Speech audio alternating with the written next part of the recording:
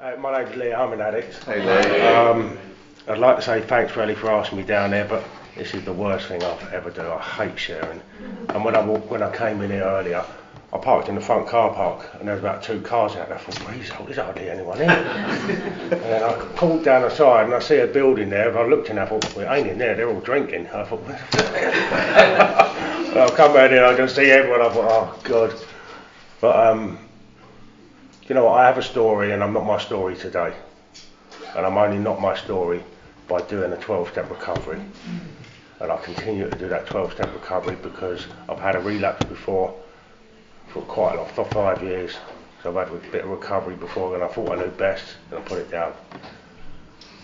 So I have experience, my own personal experience and my own opinions of my recovery. And now my opinions, the recovery is in that book. And yeah, so my experience is relapse. You know, I don't like going into toots, so I'll get into a bit of a thing in a minute, but fucking fear, I hate it, I hate sharing. And just when I come in and I see this on the plinth, it's like, oh yeah, I really do. And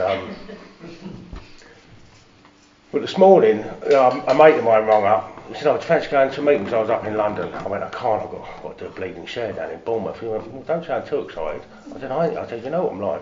He said, it ain't about you. He said, get out yourself. He said, go and share for the newcomer. I went, that's just what I needed to hear. I've done about 14 shares in my head today. And but yeah, you know, I came into recovery for the first time in 2009. And I got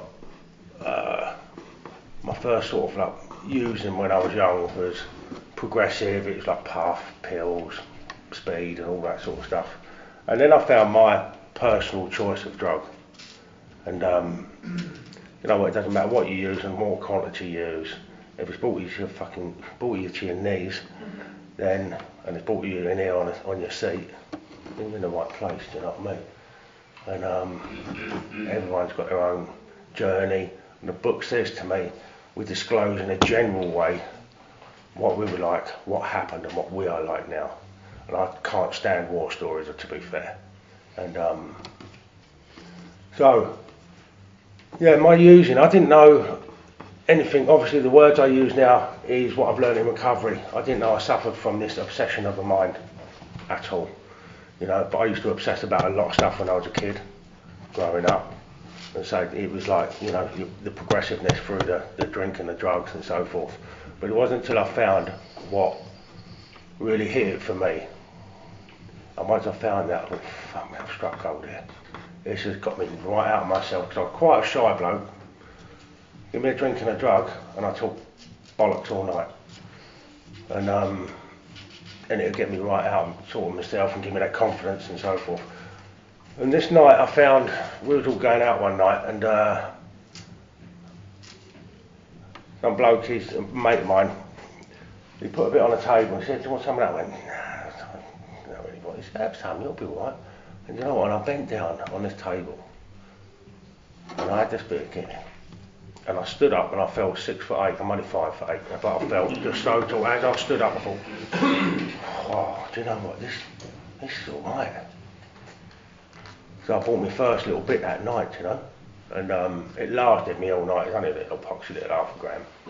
And within 6 weeks, I'm flat out, and it was 6 weeks. And you know, my using over the years, it didn't really, for the first sort of 10 years, to be fair, there weren't many consequences, you know, because I was working for myself. I held down my job. I was running a little firm, a little thing, but you know. Things were going alright, going on holidays, paying the mortgage, doing what I needed to do, you know. Things started falling apart a little bit later, after about 10, 12 years. My using got more and more. And what made me realise that I was banging trouble, I knew I had a problem. So I tried to stop a few times and I couldn't stop. You know, you can give yourself those false promises, Christmas, New Year, birthday, whatever occasion it is, I want to stop. Today's going to be the fucking day I've got to stop. It never happened. And when I knew I really had a problem, a mate of mine, he asked me to come out and do a job for him one Saturday. And I went, yeah, well, I'll pop round in the morning.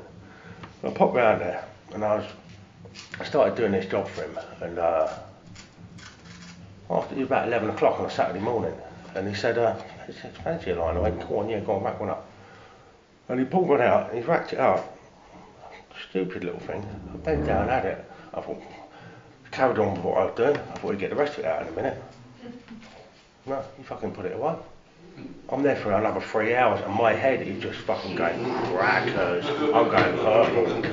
And I said to him, I said, right, Dave, I said, I can't finish this, mate. I said, I'll pop back next week. I thought, I've got to get the fuck out of it. I need to go and pick up. I didn't know about this obsession of the mind, you know, and it was just really, I was hanging on, you know, I'm getting angry, I'm getting resentful, I'm getting pissed off. Fuck me anyway, I'm doing this job for free and all. Piss taker. So, anyway, I go away. And it's, you know, you're calling it on, like, yeah, you're about blah, blah, blah. Anyway, I go and pick it up. Get to the bloke's house, get it in my hand, and it's like, I ain't even taken it. Even though I've had a bit before, I can relax now, do you know what I mean? I can go, right, now I can go about my business. I go back the next week to finish off what I didn't finish the week before. Gets to about 11 o'clock. He pulls this same little wrap out. He said, do you want another line? I went, yeah. I said, is that what you had last week? He went, yeah, why? I went, what? You've had that all fucking week? He said, I've had it about 6 months. He said, I forgot it was in a drawer. Do you know, that's not how we roll, is it? It's just not, because it actually doesn't even get put in a drawer. I don't know about you lot, but it's constantly on me. It ain't going nowhere but me. So that was when I knew I had a problem and other people didn't actually use like me. And then it come evident everywhere I was looking, you know, because I was like on fucking hyper alert because I knew I was really in trouble. So I started trying to get help. And I was on a job one day up in London, doing a job with this bloke, and I had a few of the blokes with me, and we was on a Friday up, yeah, it was a Friday, and talking to this client of mine, he's only about my age, a couple of years younger, and we were talking about going out. He said, I don't drink no more. And he started just dropping a couple of little things, you know, I thought, oh, whatever. And later that night, obviously I picked up on the way home, got the boys paid off, and I was at home. It was about 6:30, and I was, you know, when you have a bit of whatever you're doing, do you know what I mean, whatever your thing is, I'm just fucking sitting there. I've had my own bit of gear, and I'm sitting there, I've got a fucking dry mouth, I've got cotton mouth, I can't really talk, I've got locked jaw, I've got, you know, my arms all stiff, and he comes knocking on my door, this client of mine, to give me my money, what I just, he said, are you alright? I went, yeah, I'm alright, yeah, I'm fine. I was fucking buckled up. And, you know, he just tried to just put the door open and just shut it, give me money. And I said, you look smart. Funny enough, his name was Bill. And I said, you look smart, Bill. He said, yeah, I'm going to meet a few blokes. He said, I'll go to them. I don't know why, but he dropped it in. I'm going to a 12-step meeting, different fellowship, AA. And I went, oh, do you know what? I'd never even fucking heard of it. And that is the truth of it. I'd not heard of it, and I was 38 at that time. And I've been looking for a lot of stuff. That night, I'm all over the internet, trying to find what's he going on about, you know? And it's me going, I'm not like that at all, I'm like that. It's, so I'm trying to find out what's going on with this. Anyway, I see it, and I thought, oh, fucking God, malarkey, what's all that all about? I'd had a really bad weekend. It was probably the worst weekend I've had up until that point. And I don't know whether it was because he threw a spanner in the fucking works for my using or what. Bearing in mind, this is a client of mine. I rung this bloke up on a Monday morning because I was really in trouble. And I was sitting in my van and I was just feeling shit. I parked up down some road. And you know what? I was like a fucking emotional wreck. And I've called him up. I said, Bill, this 12-step thing you're going on with, what? He said, hold tight. He said, I'll pick you up at 6:30 tonight. He said, we're going to go to a meeting. I went, all right, mate. He's a client of mine, you know. He'd come round and picked me up at 6:30 and gone to this meeting.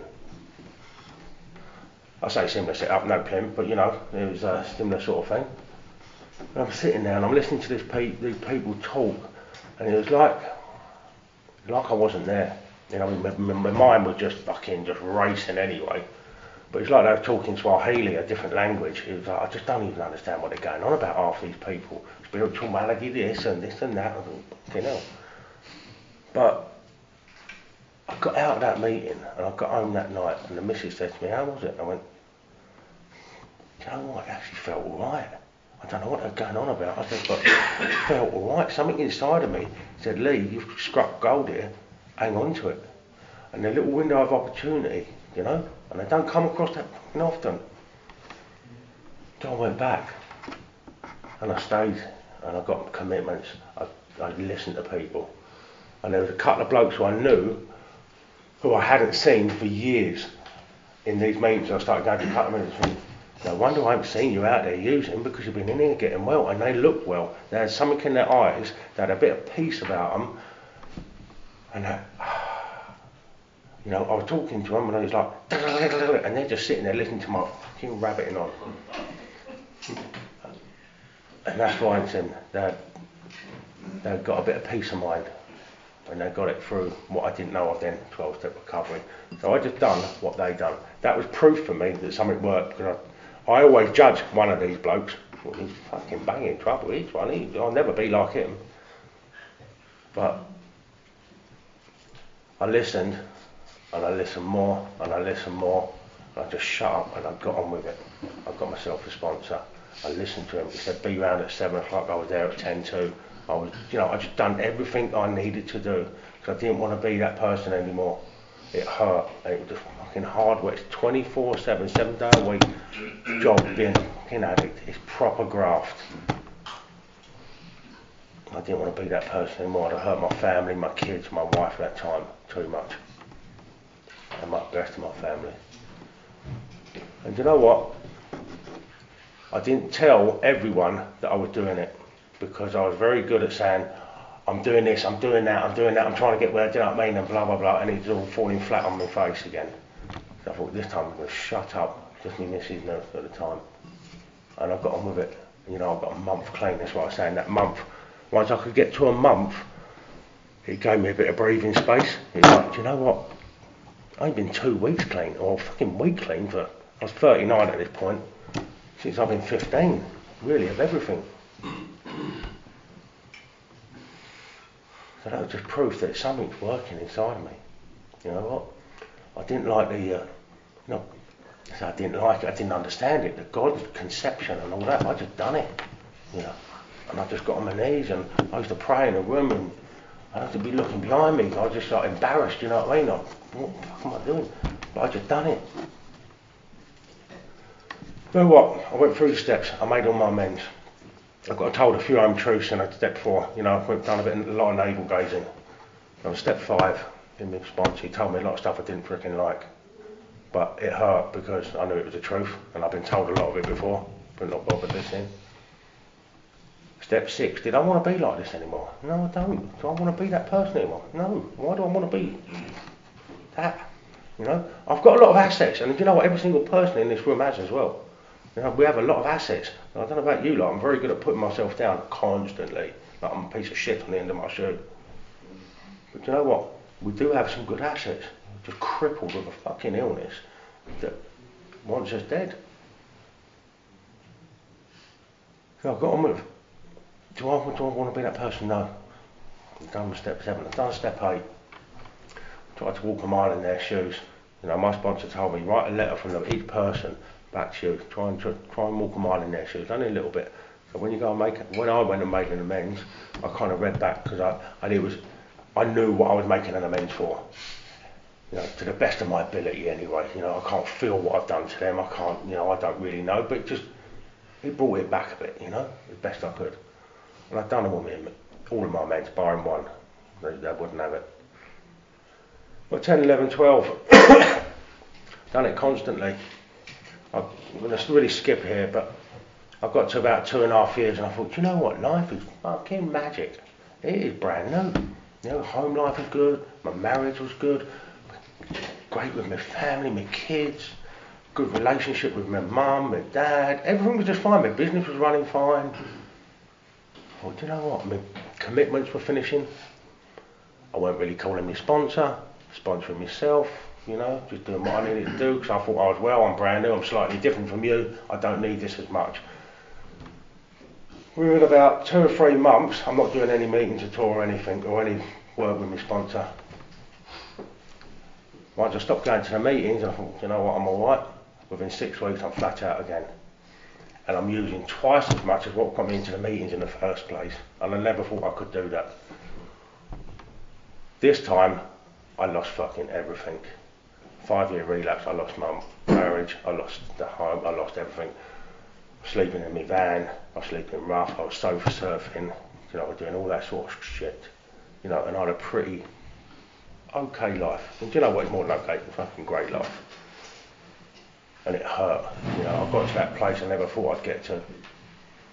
I ended up in a rehab in Southampton, 46 years old, fucking humiliated, embarrassed. And I went in there, and I see a big book on the side. You know, a lot of people say, you know, rehab, you can get you well in the meat. You know what, rehab was the best fucking thing that happened to me, personally, just for my journey, because it's my journey. The moment I walked into that rehab, I see a big book on the side, and I didn't know it was a 12-step rehab, and I thought, fuck, I've struck gold. I picked that big book up, and I got given a room. And you know, I went up to my room, and I just dropped on my knees and cried and just prayed. I thought, I just got to have this, do you know what I mean? I know I've had it once, I know it works. This stuff works if I put the effort in. I've done my rehab, I had a sponsor, I come out, I reworked all the steps, going through it all again, and do you know what? I got into a dry house, I was in a dry house for 16 months, I was volunteering, the best thing I ever done, volunteering, working for free for about 22 months. I ended up getting a job in this rehab, do you know what I mean, for a couple of years. You know, this ain't my line of work, this is totally off, this ain't ever what I do, it really isn't, not my line of work. And my life got busy anyway, I gave the job up because, you know, I just had to, and that was just what it is, but it was the best thing I ever done. In my life today, I really work a program to the best of my ability. And do you know what? In my last few years of being around again, I've managed to save up and pay for 2 of my daughter's weddings, walked both my daughters down the aisle. Can't buy that stuff, do you know what I mean? It's fucking beautiful. My grandkids, I go up and see them every Sunday. I'm up there. I go to work in London. I live in Portsmouth now. I go to work in London from Wednesday to Thursday. I do a lot of work in London. I come back on a Friday. I'm back up there on a Sunday morning and watching them play football. This is the gift of my recovery, and it's not about living amends and all that. It's what I want to do. It's as simple as that. It's just what I want to do. Why? Because I don't want to miss that. I've missed too much while I've been out there using like a fucking demon, you know. And when I go up there and do that, the benefits I get, do you know what, I was babysitting for my grandkids the other day, and I was sitting there on the couch with them. I said, Granddad, he said, I really love you. Do you know what I mean? And it's just those little things. You can't buy that. I get invited on holidays with my kids. Dad, do you want to come along? I think half the time it's starting fucking babies do while they go out. But that's, do you know what? All day long. Next year we're all going to, you know, on a big holiday, a big family holiday to Disneyland, you know? The kids, the grandkids. This is what recovery can give me. You know, and you'll hear it within the meetings. People, this time of year is really difficult for people. Really difficult for some people. But I've seen so many people come in these meetings and get their families back, get their kids back, get their partners back. And I've also seen them fucking lose it as well, because they've taken their foot off the gas like what I did, you know. And you hear it, honey and money, you know what I mean, and all that stuff. My first recovery, why did I lose it? Because I thought I knew best. I was self-willed, run right, as it says in the book, and there was a woman in the meeting, bearing in mind I've been married for many years, there was a woman in the meeting who took my out. Because I was clean and sober, I thought it was the right thing, you know. It took me out there, because I was running the show. So I'm very aware of my own personal recovery, of my own recovery and what I need to do in it. I know when I do my, how long have I got left? I must be finished soon, surely. Couple of minutes. Right. I know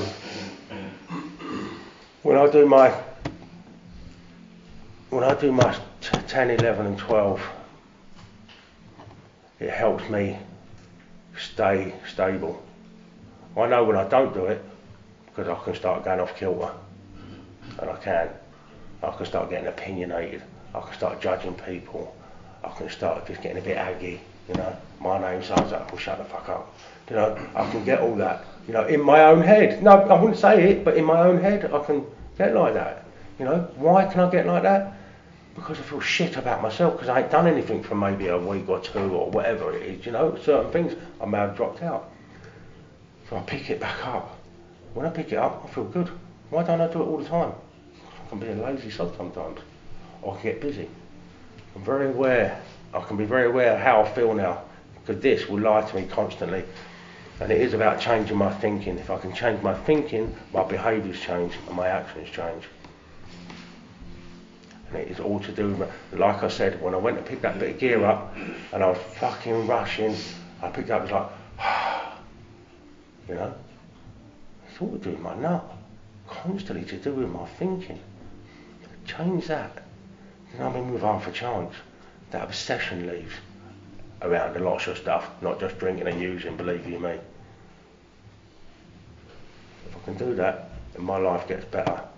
You know, when I work this recovery program, 12-step fully, you know. And one thing what it says, I think it's in, what is it? There's a bit in there, one of the pamphlets, it says about humility and being humble. You know, and it says, first time I read it, it says, you are not unique or special. And it's like, fucking really? And you know what, I'm not a special one, like I can think I am. My ego is like caged up sometimes, so I have to keep it caged up. I'm not better than. You know what, it's a level playing field.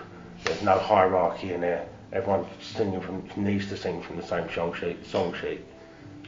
But we're all in the same playing field. When I do recovery, I get a beautiful life, and I really do get a beautiful life. And I've got loved ones around me who want me to be around, you know. I only get that by following people's footsteps and not getting in the way.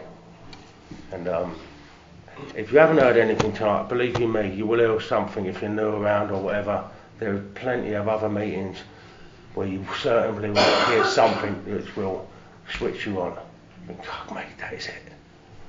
But thanks for letting me share. Yeah, thanks.